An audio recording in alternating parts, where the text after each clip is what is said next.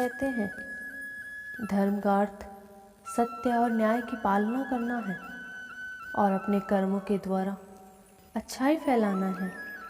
चलिए इसी संदर्भ में मैं आपको एक छोटी सी कहानी सुनाती हूँ।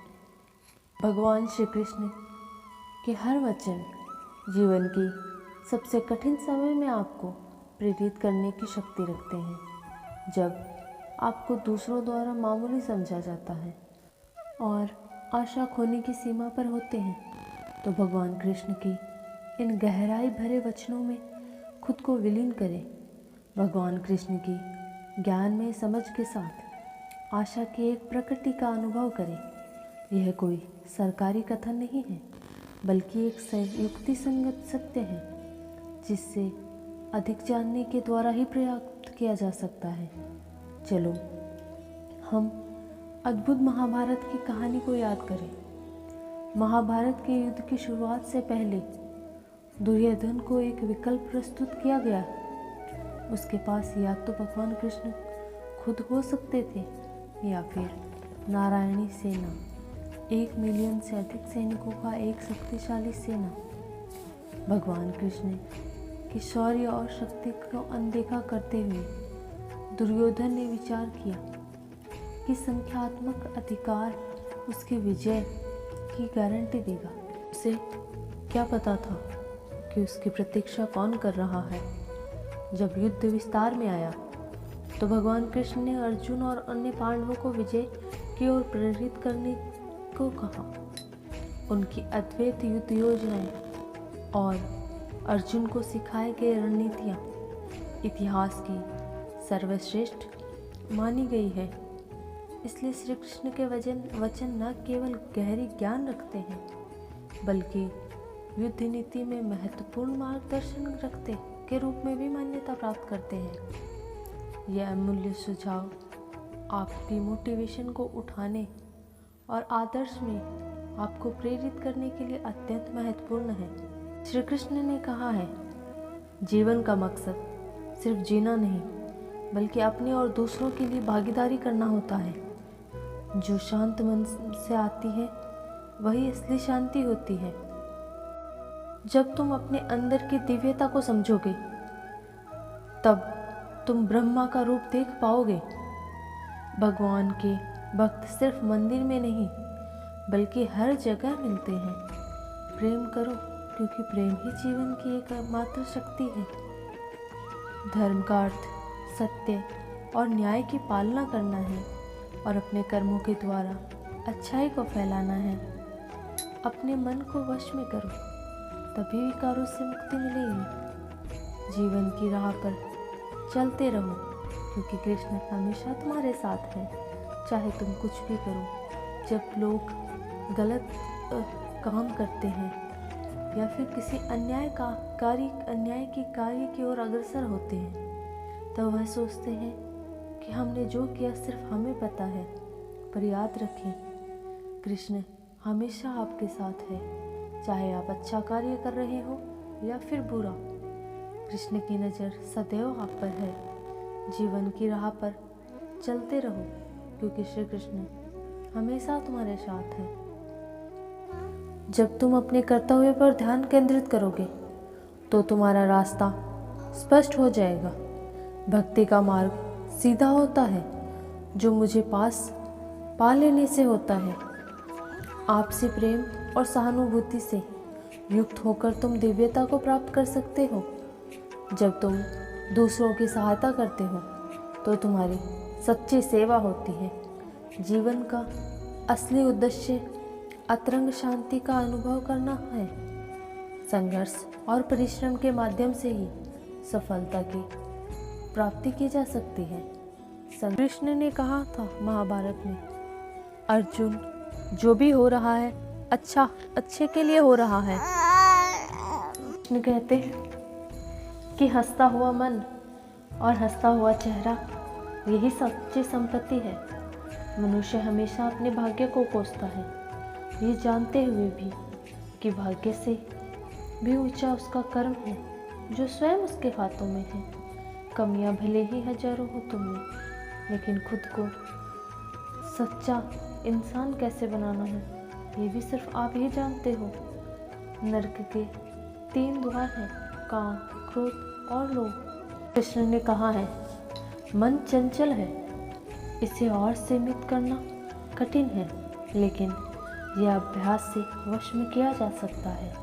अर्थात कृष्ण कहते हैं कि मन तो चंचल होता है, यह इधर उधर भागता रहता है और किसी भी कार्य की एकाग्रता का दुश्मन होता है।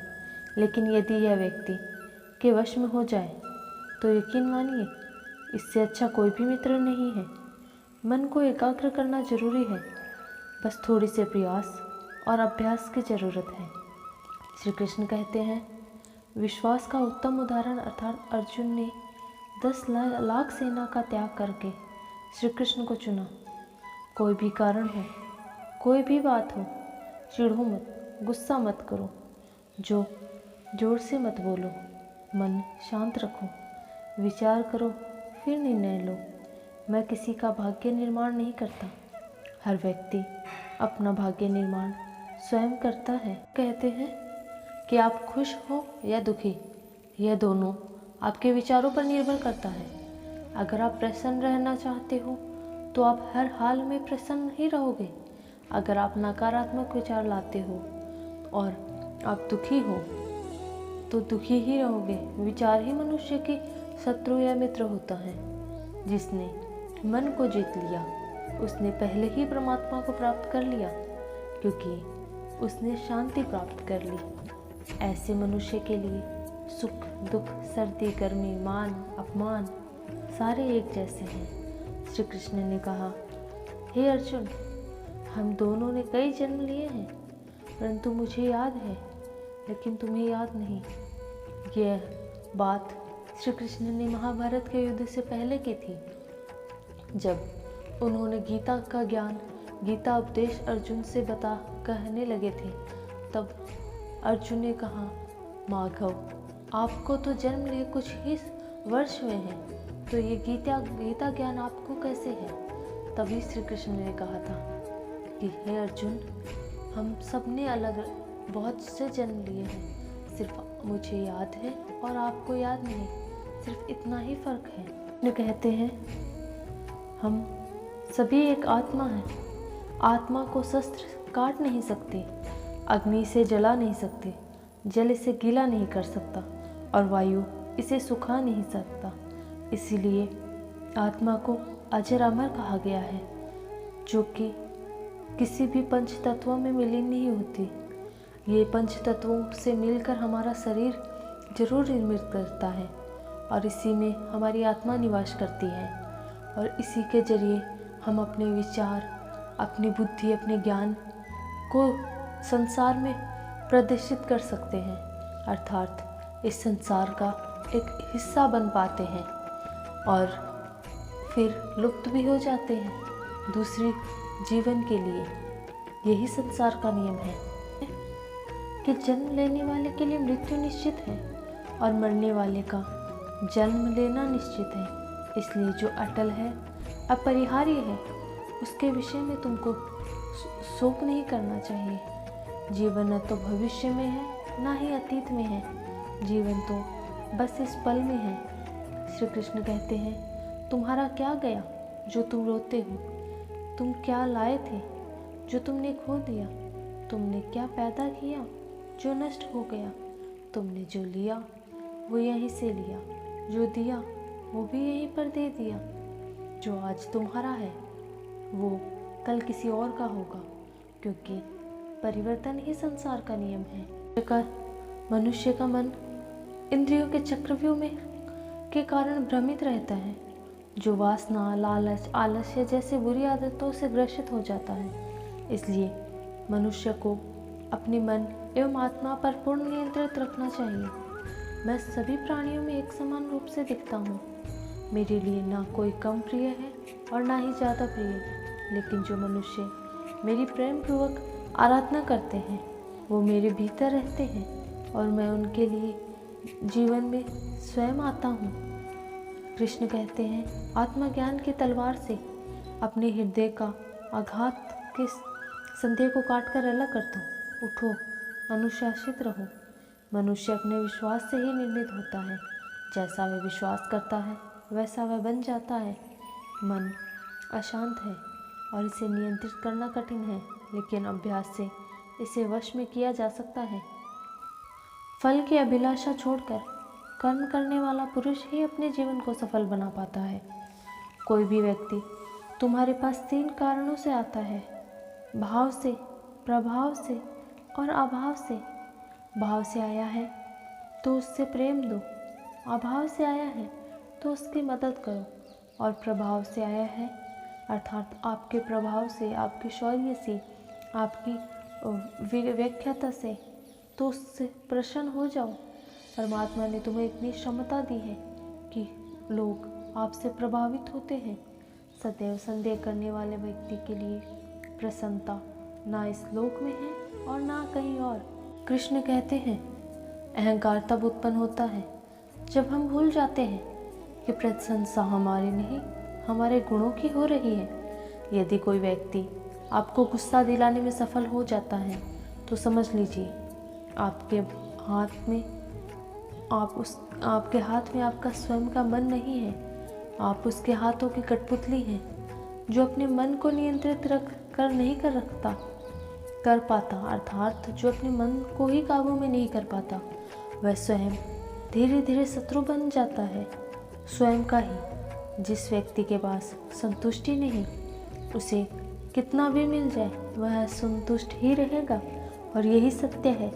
धरती पर जिस प्रकार मौसम में बदलाव आता है, उसी प्रकार जीवन में सुख दुख आता जाता रहता है। मनुष्य को अपनी मनोस्थिति को स्थिर रखना आवश्यक है, तभी वह एक स्थिर जीवन जी सकता है। श्री कृष्ण कहते हैं, जीवन में सदैव अवसरों का आनंद लेना चाहिए, लेकिन भरोसे को तोड़कर नहीं, अर्थात किसी को भी भरोसे को तोड़कर नहीं, किसी की भी आशा को तोड़कर नहीं, किसी को भी धोखा देकर नहीं। व्यर्थ की चिंता और भय एक रोग के समान है जो आपकी आत्मीय शक्ति को छीन कर देता है। अर्थात बहुत से लोग ऐसे होते हैं जो छोटी छोटी बातों की चिंता करते हैं, व्यर्थ की चिंता करते हैं, कपड़े पहनने की चिंता करते हैं, खाने की चिंता करते हैं, कहीं जाने की चिंता करते हैं, और यही चिंता आपके भविष्य और आपके वर्तमान को खराब कर देते हैं और आपकी अंतःमन की स्थिति को भी विचलित कर देते हैं। तो व्यर्थ की चिंता ना करें, जो है उसी में खुश रहें और संपन्न रहें। मनुष्य अपने विश्वास से निर्मित होता है। जैसा वो विश्वास करता है वैसा वह बन जाता है। इसका मतलब आप अपनी मनोस्थिति में अगर बहुत अमीर होकर भी, बहुत सौभाग्यशाली होकर भी मन में आपकी कमी ही खलती है, आप सोचते हो कि मेरे पास ये नहीं है, उसके पास ये है, तो आप वैसे ही बन जाओगे। और एक गरीब व्यक्ति जो अपने 2 टाइम के खाने के साथ अपने परिवार के साथ प्रसन्न है, उसके पास कुछ ना होकर भी वह खुश है, और समय के साथ उसे वो सारी चीज़ें प्राप्त हो जाती है जो उसने कभी सोची भी नहीं होती है। और ये सिर्फ और सिर्फ उसके विश्वास और आत्मीय संपन्नता के कारण होता है। मनुष्य, तुम अपने क्रोध के लिए दंड नहीं पाओगे, तुम्हारा क्रोध ही तुम्हें दंडित कर देगा। अर्थात हम कभी कभी देखते हैं अपने आसपास, जब लोग एकदम छोटी छोटी बातों पे क्रोधित हो जाते हैं, अपना कोई भी काम इधर उधर नहीं करना चाहते हैं।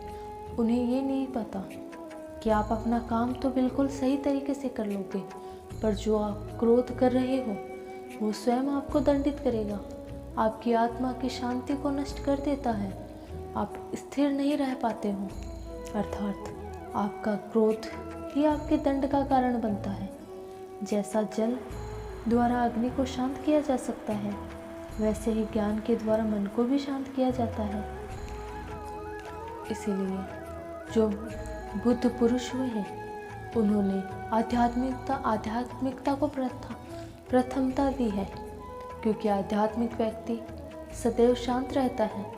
उसके लिए हर जगह, हर स्थिति में अपने मन को शांत करने के लिए पर्याप्त है। वह अपने मन को नियंत्रित रख सकता है हर स्थिति में। जब जिंदगी में बुरा समय आए तब समझ लेना कि अच्छे कर्म का समय आ गया है। अर्थात मनुष्य का बुरा समय आता ही इसलिए है कि वह अच्छे कर्म कर पाए, अपने आप को निखार पाए, अपनी सारी क्षमताओं को प्रदर्शित कर पाए और अपना एक नया जीवन आरंभ कर पाए। यही जीवन का सत्य है। ये वीडियो आपको अच्छा लगा होगा। अच्छा लगा है तो please like share and subscribe जरूर करें। राधे।